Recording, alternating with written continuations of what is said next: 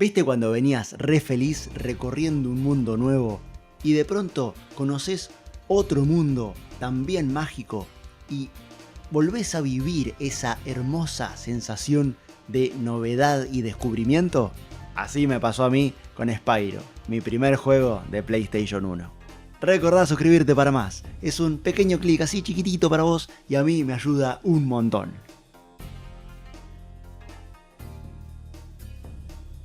Hola gente, ¿cómo les va? Primero lo primero, yo mayormente soy Team Nintendo. Pero eso no quiere decir que no me pase por otras compañías y que no sepa disfrutar de sus artes y distinguir algo bien hecho cuando lo veo. Algún día haré un video con mis transiciones entre consolas y empresas, pero hoy hablaremos de la trilogía original de Spyro.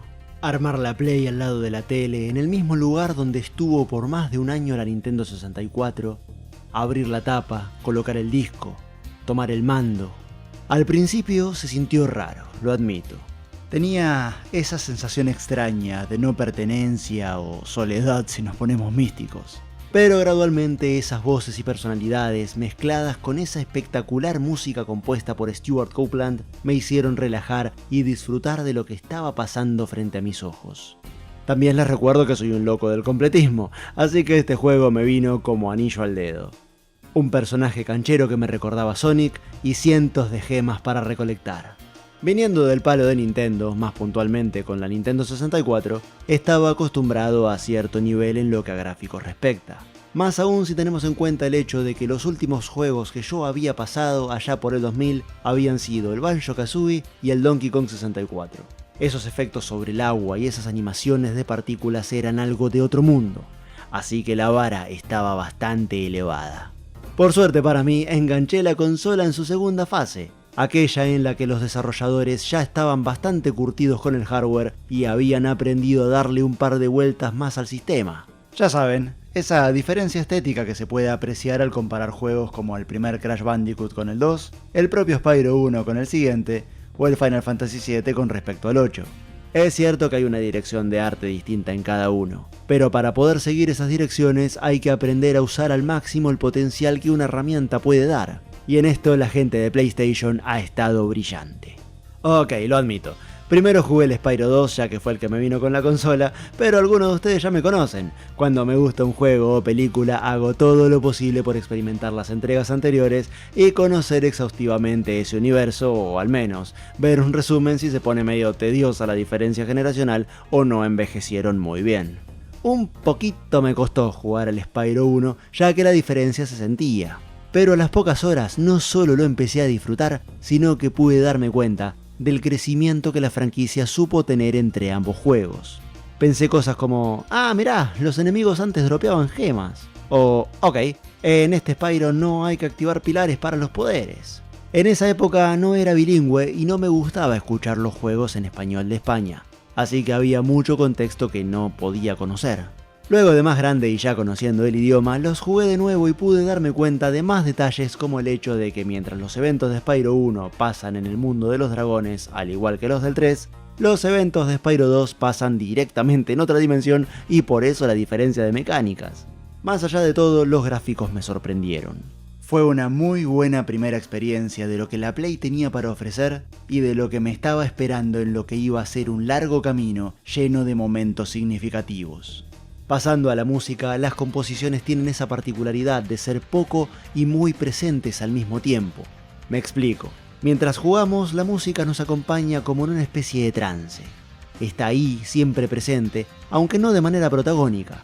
Podemos concentrarnos en los personajes, en la búsqueda, en la exploración, en el combate cuando toca, y no le prestamos demasiada atención. Sin embargo, nos cuesta imaginar un Spyro sin música, en especial cuando su genio creador, repetimos su nombre, Stewart Copeland, ha sabido transmitir con tanta exactitud cada idea de cada mundo que visitamos y que esto sirva para sumergirnos aún más en ellos. La banda sonora se distingue por algo singular. Cada nivel cuenta con una melodía única, pero todas se entrelazan en una armonía sorprendente. Existe una continuidad palpable entre las composiciones, creando una experiencia auditiva atrayente. Esta diversidad musical no solo enriquece la identidad de cada nivel, sino que al mismo tiempo no suena monótona con respecto a la música de los otros niveles. apreciamos cómo, a través de sus diferencias, la música logra formar una gran continuidad temática, ofreciendo una rica experiencia sonora sin comprometer la frescura para quien disfruta el juego. Como siempre digo, dame buena música en tu juego y puedo perdonar muchos errores.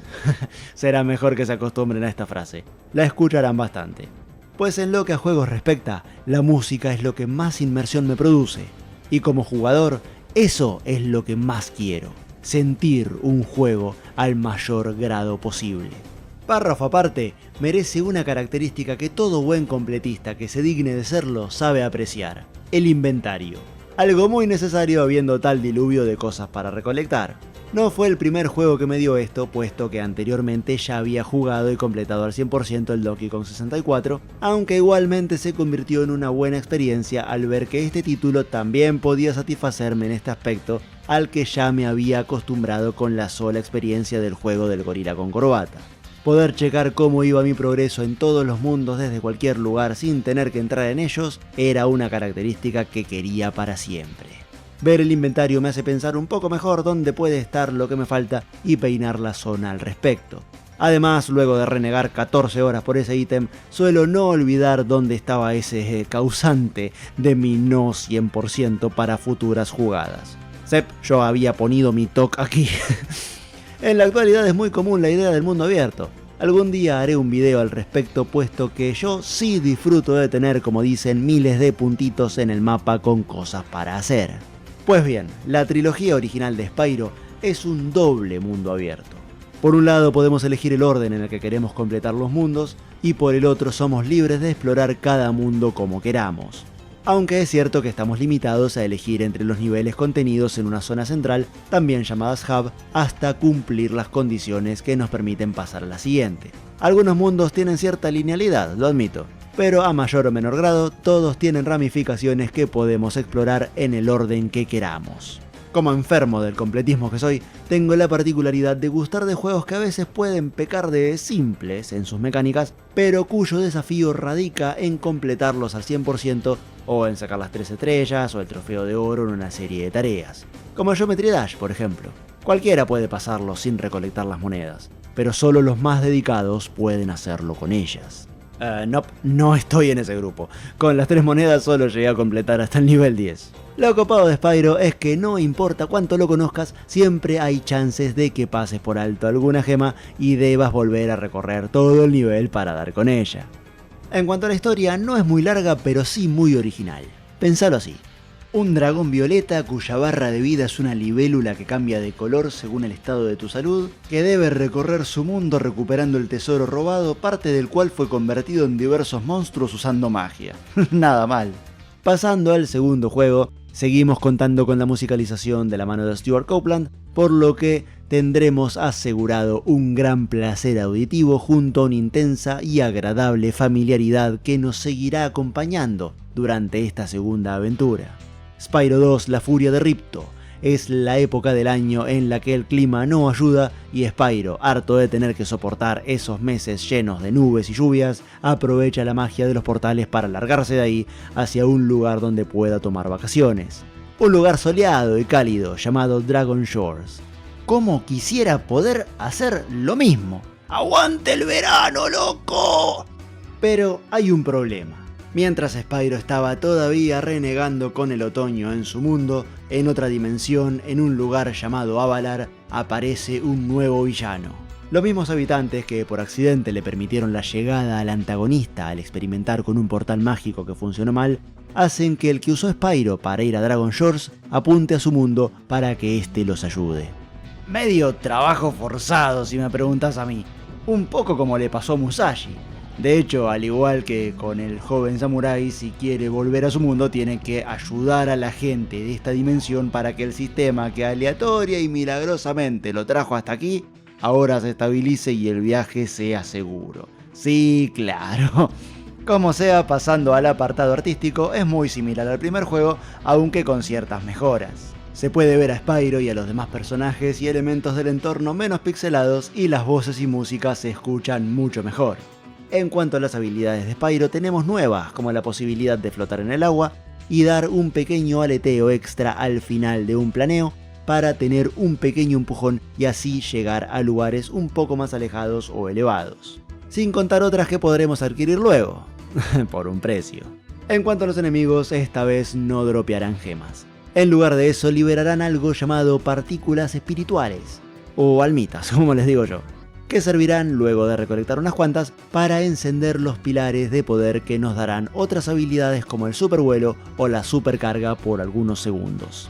Eventualmente llegarás a una batalla final contra Ripto, una pelea mucho más épica que la que pasamos contra Gnasty Gnorc en el juego anterior. No hay dos sin tres, reza el refrán, así que terminamos el video hablando de Spyro 3, el año del dragón. El título es un juego de palabras entre el año de lanzamiento de esta entrega, año 2000, dragón en el horóscopo chino, y el momento en el que transcurren sus eventos, ya que es el año en el que nacen nuevos dragones en el mundo de Spyro. Esta vez nuestra nueva adversaria pertenece al mismo mundo de los dragones del primer juego, pero ataca desde tierras lejanas, los mundos olvidados. Envió a su aprendiz a robar todos los huevos de dragón del reino y Spyro es el único que cabe por esos pequeños agujeros que usaron para infiltrarse. Así que con la ayuda de Hunter, que se fue a vivir con él, o está de vacaciones con él, no lo sé, recordemos que tienen los portales entre dimensiones a su disposición, irá en rescate de estos pequeños dragones por nacer. Alto laburo debió ser ponerle nombre a todos los dragones cristalizados del 1, como para ahora hacer lo mismo con todos los dragoncitos que irán naciendo cada vez que encontremos los huevos. Un dato interesante de este juego es que hasta el 2 yo pensaba que en este universo los dragones solo podían ser machos, pero resulta que algunos de los dragones que van naciendo tienen nombres femeninos, así que también hay hembras. Hay algunas teorías al respecto gatilladas por los eventos de este tercer juego, pero eso es, si hay quórum, para otro video. Nuevamente la música estuvo a cargo de Stuart Copeland. Creen que lo nombré mucho, ¿no? Pues no, este tipo requiere todo el renombre que pueda tener. Es el gran Kirkhope de PlayStation. Spyro no hubiera sido lo que fue sin este genio musical. Y además es un lujazo que lo hayamos tenido de regreso para supervisar la musicalización de Reignited Trilogy. Onda, es asegurar la buena calidad del sonido del remake. Volvemos. Muy pocas veces me ha pasado de encontrar juegos que mantengan todo el set de movimientos adquiridos en juegos anteriores y que a eso le agreguen todavía más. Amo cuando pasa eso, ya que es cuando verdaderamente siento que la historia continúa donde la dejé. El ejemplo más próximo que puedo pensar al compararlo con esta trilogía es Banjo-Kazooie y su continuación directa, Banjo-Tooie. Igual en los juegos de Spyro esto no es tan así a este nivel, porque si bien conservamos todas las habilidades hasta este punto adquiridas, este juego no nos dará nuevas. Cierto, está la patineta y tal, pero en lo que respecta a habilidades propias efectuadas al apretar un botón, o combinación de botones e ítems del entorno, estas serán reemplazadas por nuevos personajes jugables. Aditamento más que bienvenido cuando es una característica bien implementada como en este caso. Tal y como pasó con las habilidades del juego anterior, tendremos que pagar por estos rescates al mismo oso avaricioso que de alguna forma vino al mundo de los dragones.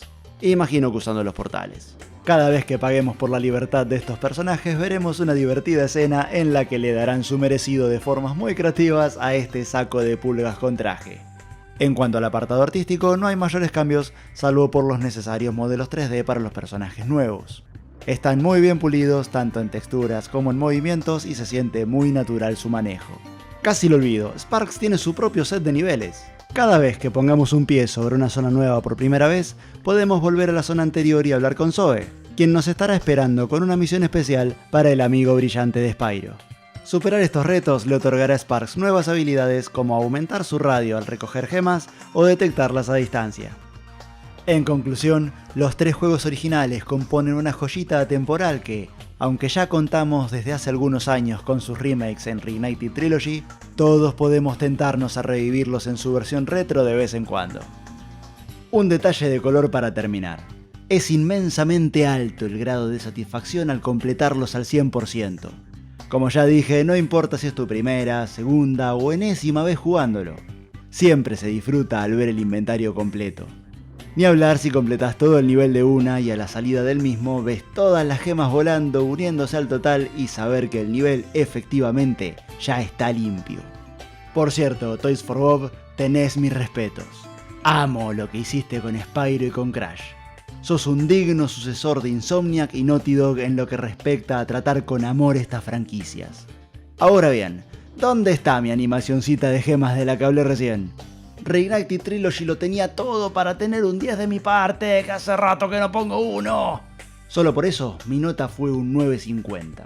Lo lamento, pero soy un amante empedernido de los detalles.